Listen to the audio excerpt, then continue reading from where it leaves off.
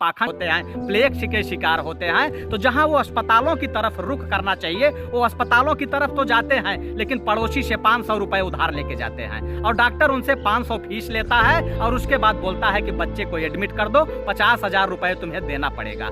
50,000 उसके पास जब नहीं होते हैं तो वो बच्चे को उठाता है और गाँव में चला जाता है और अपनी संतुष्टि के लिए वह तंत्र मंत्र और ओझा के चक्कर में पड़ता है और वहां जाकर के वह तंत्र मंत्र का काम करता है और उसके बाद उसका बच्चा इस दुनिया से सिधार जाता है, चला जाता है, मृत्यु के काल के गाल में समा जाता है। वही हाल आज हमारे देश के प्रधानमंत्री जी का है। जब वह लॉकडाउन में ये कहते हैं कि लॉकडाउन रहिए और थाली और ताली बजाइए, और थाली जो बजवाते हैं वो कहते हैं कि हम उन डॉक्टरों के सम्मान में और पुलिस वालों के सम्मान में बजवा रहे हैं जो इस कोरोना से लड़ रहे हैं। अरे शर्म करिए प्रधानमंत्री जी, थाली और ताली बजवाने से उनका जो है आत्मसम्मान नहीं बढ़ेगा। आप उनको PPE किट दीजिए, आप उनको दस्ताने दीजिए, आप उनको मास्क दीजिए, आप अस्पतालों में वेंटिलेटर की व्यवस्था कीजिए, आप नई अस्पतालों को इजाज़ कीजिए जो कि आपके पास है नहीं। आज मैं बता रहा हूं कि जिनके सम्मान में ये थाली बजवाने का काम किए, आज कई डॉक्टर PPE किट के जो है न होने के कारण, दस्ताने न होने के कारण, उपकरण न होने के कारण आज वही लोग कोरोना के शिकार हो गए।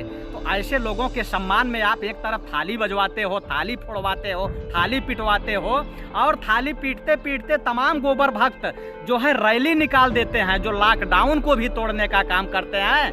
तो मैं ये कहूँगा कि प्रधानमंत्री जी आप अंधविश्वास में मत जीजिए। आज मैं देख रहा हूँ कि जहाँ थाली और ताली बजाने के बाद भी लोग जो है डॉक्टर ही स्वयं कोरोना के शिकार होते जा रहे हैं। आज दुनिया के लोगों से सीखिए प्रधानमंत्री जी। हमारा देश दुनिया का सबसे ताकतवर देश था, सोने की चिड़िया कहा जाता था, लेकिन देश के लोगों ने लूटा और उसके बाद आपको लाया कि आप देश को जो है एक ताकतवर बनाएंगे, लेकिन आप तो उनसे भी गए गुजरे निकले।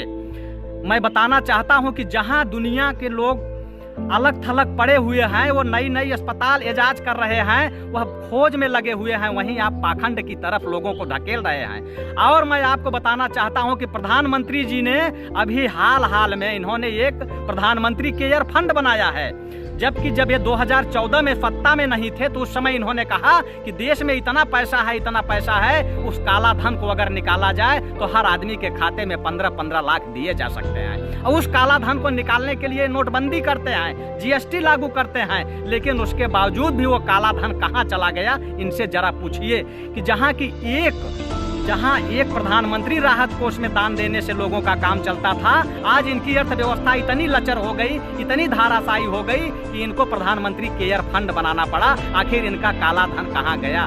अब उसके बाद जो है, जहाँ की इनको प्रधानमंत्री जी को आकर के ये बताना चाहिए था कि कोरोना में जो लॉकडाउन में मजदूर बंद थे, जो सड़कों पर रोटियों के लिए बिलबिला रहे थे, भूख से तड़प रहे थे, वो कोरोना से मरना पसंद कर रहे थे, लेकिन भूख से मरना पसंद नहीं कर रहे थे। आपने उनके लिए क्या किया? उन्हें क्या दिया?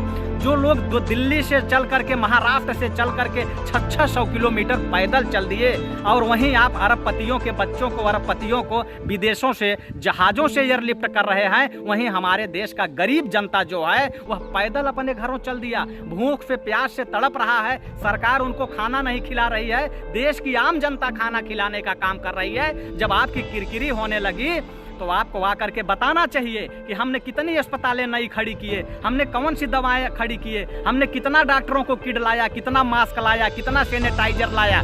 आप उसकी बात कीजिए, लेकिन आपने उसकी बात नहीं किया। आप नागपुरिया लोगों के इशारे पर देश को पाखंड में झोंकने का काम किया। आपने कहा कि रात्रि के 9 बजे 9 मिनट के लिए आपका हमको समय चाहिए, आप जो है लाइटें बंद कर दीजिए और दिया जलाइए, मोमबत्ती जलाइए, मोबाइल का फ्लैश लाइट जलाइए, टॉर्च जलाइए। अरे इसका वैज्ञानिक कारण क्या है आप बताइए, तो आप एक भी वैज्ञानिक तर्क तो दीजिए। वैज्ञानिक तर्क आप यही देंगे कि हमारे शास्त्रों में लिखा है, हमारे वेदों में लिखा है कि वेद में लिखा है कि दिया जलाइए अंधेरा भगाइए और नई ऊर्जा की संचार होगी। मैं मानता हूं कि दीप जलाने से ऊर्जा का नया संचार हो सकता है, लेकिन मोबाइल का फ्लैश लाइट जलाने का क्या मतलब है? टार्च जलाने से कौन ऊर्जा का विस्तार होगा? आखिर जो बल्ब लाइटों में लगा हुआ है बिजली के, वही तो मोबाइल में भी लगा हुआ है, वही टार्च में भी लगा हुआ है। तो इसका वैज्ञानिक कारण क्या है? वहीं आपने जैसे इसका फैसला लिया, जो बिजली विभाग के आला अफसर हैं उनके हाथ पांव फूल गए। उन्होंने कहा कि जो ये हजारों मेगावाट बिजली एकाएक बंद होगी तो हमें जो है ग्रिड फेल होने का डर है, ग्रिड फेल हो सकता है। तो आपने ऐसा फैसला लिया, इतना बड़ा फैसला लिया कि लोगों के हाथ पांव फूले हैं और लोग जो है डर रहे हैं कि कहीं 3 दिन 4 दिन के लिए लाइट न गायब हो जाए, जैसे 2012 में हुआ था। सारी ट्रेनें जहां की तहां खड़ी हो गई थी। तो ऐसा फैसला तभी लिया जा सकता है जब लोग बेबस हों, लाचार हों, तब ऐसा फैसला ले सकते हैं। लेकिन मैं ये कहूँगा कि यह प्रधानमंत्री जी का फैसला नहीं हो सकता, यह नागपुरिया गैंग का फैसला हो सकता है, जो हमेशा देश का अनहित चाहा है। जब अंग्रेजों से लोग लड़ रहे थे तो उस समय ये वही लोग हैं जो अंग्रेजों की मुखबिरी कर रहे थे, अंग्रेजों की मदद कर रहे थे। और ये लोग 50 साल तक न भारतीय तिरंगे को माना और न भारतीय संविधान को माना। तो इन लोगों के इशारे पर देश को जो है गुमराह किया जा रहा है। जहां दुनिया के लोग मिसाइल खोज रहे हैं, दूसरे उपग्रह पर जाकर के लोग खोज रहे हैं, लोग दुनिया को, देश को जो है वैज्ञानिक विधि पर आगे बढ़ रहे हैं। हम 21वीं सदी में जो है जी रहे हैं, लेकिन हमारे प्रधानमंत्री जी हमको कहाँ लेके जा रहे हैं? अगर वेद और शास्त्र की बात करेंगे तो ये वर्ण व्यवस्था की भी बात करेंगे। कल ये कहेंगे कि लोगों को गले में हाड़ी और कमर में झाड़ू भी बांधना चाहिए।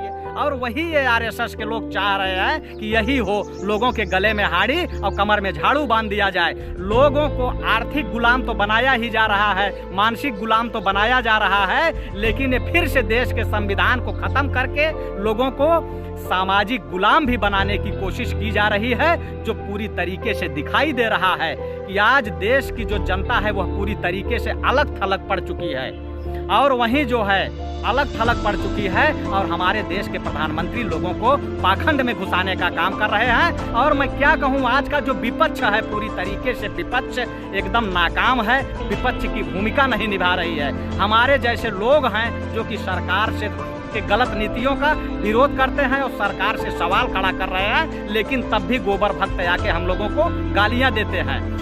मैं आपको बताना चाहता हूं कि मैं राजेश्वर यादव में इलाहाबाद से हूँ। मेरा एक पेज चलता है, राजेश्वर प्रसाद यादव के नाम से मेरा पेज है, जो कि लाल पगड़ी बंधी हुई है और लाल टी शर्ट उसकी डीपी है। आप लोग वहाँ जाके देखिए कि हम लोग आए दिन लगातार जो है किस तरीके से सवाल खड़ा करते हैं।